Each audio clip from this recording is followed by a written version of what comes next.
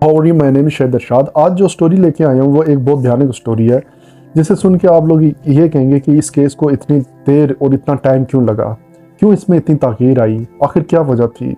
इस केस को मज़ीद आगे बढ़ाते हैं, आप मेरे चैनल को लाइक और सब्सक्राइब ज़रूर कीजिएगा। ये एक कत्ल की वारदात थी, एक ऐसे कत्ल की वारदात जो बहुत भयानक तरीके से किया जाता है, और ये करने वाला और कोई नहीं, एक दोस्त होता है जो अपने दोस्त के साथ ये काम डालता है।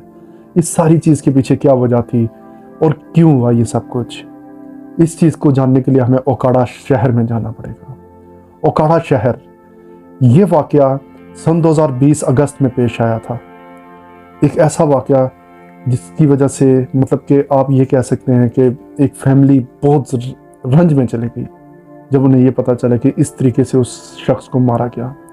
आखिर कौन था वो शख्स मरने वाला, और मारने वाला शख्स कौन था? असलम।